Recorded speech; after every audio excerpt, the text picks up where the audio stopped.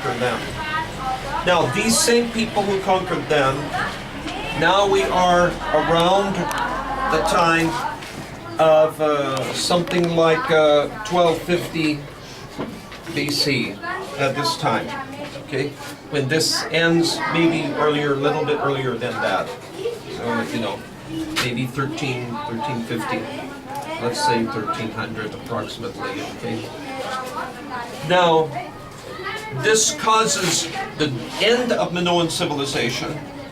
Now everybody is fighting, trying to become the dominant power, okay? There were some people who fled from this area, and they fled in their ships, okay? And they came along here, and they stopped along here, several places, okay? Up here there was the Hittite civilization in Turkey, eastern side, near Ankara city. Okay, but in this area, there's the Hittite civilization. Now, the Hittite people were the first people to use iron in construction, and they had iron weapons also for the spear, okay, and the sword.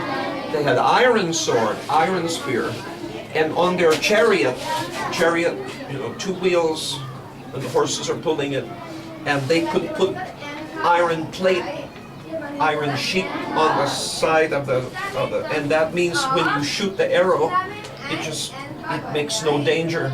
If you shoot a flaming arrow, fire arrow, the chariot will not catch fire because the sheet metal is there. So these were the people to invent use of iron, especially in war. But that was a long time back. But now they were weak, they were declining, and these people came and they attacked like pirate, okay? Like they came and they went up there and they attacked and they defeated the Hittite civilization. And that is how the Hittite civilization ended. These people were called the Sea people. Okay? They came from this time. Now, each time they stop, they leave some people behind, a colony. They leave some people say, we will stay here, we will live here. And there, so these people lived, and then finally they came along all the way to here. And these people, there was an area, a group of them called Philistines. Okay, and their background is this sea people and this Greek islands. They tried to attack Egypt, but they failed because there was a king of Egypt at this time, Ramses II. Ramses II was king of Egypt at this time, and these people attacked Egypt, but Ramses was able to beat them back and defeat them and send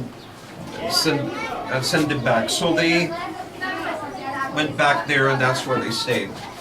But when they conquered here and when they were defeated here, it's not the same Shakti because more people attacked here, and then some people remained behind, and a smaller force was available when they attacked Egypt. Okay, so anyway, that brings you up to now. Egypt declines, and this side declines. Okay, in power. They defeated them, but they still were weakened very much because before the Sea people came, these used to fight all the time, Egypt against Hittite, many, and they became weaker because of fighting each other. So they were weak, they were destroyed, and they were weakened, and during that time, this Israel became powerful. King David, King Solomon, they had powerful kingdom which came up to the border of Egypt and all the way up to here. They were ruling all of this for some time. But then they had civil war, and the kingdom of Israel divided in half, and then they became weak. And then by that time, these people were becoming stronger, and these people were becoming stronger again. So by the time you come to this, when they are strong, we are now, that is 1000 BC. We can say from 1050 to 950, you know, they are the strongest one during that time. And so I have talked about now Mesopotamia, Tigris, Euphrates River, original. I've mentioned how they went to influence Egypt and Indus River. And then I have mentioned how Egypt, these people they admired Egyptian civilization. They are not the same people by race. They are not the same people, but they admired them. So they imitated things from their civilization. But when this happened, then they became suddenly destroyed, greatly weakened by this explosion, volcano. Then they conquered them. And around the same time these things are happening, these people attack Troy. Okay, Greece. The Greeks attack Troy because Greece does not have only one king. They have many kings. Small countries, city states. And the Greeks say freedom is our most important thing. And so the Greeks don't want to have one king over everybody. So they want to have separate small kingdoms. But together, they work together because one queen, her name was Helen, ran away with the prince of Troy. So they said, we will go get her back. So that was the Trojan War that lasted 10 years. And but this is also happening about 1200 BC, okay? Shortly after that, this is happening. And then same time this is happening, these people are going along here. And then that war leads to these people weaken and they become strong. So now my time is finished. You told me 45 minutes. And we have come up to 1000 BC in this part of the world. And when you look ahead from this point, you are looking to the future Greek civilization, and then the Roman civilization at this side. And when the Greek civilization happens, then Alexander the Great is going to come, and he is going to come from here. When the Assyrians, you saw Iran, I showed you Iran, okay?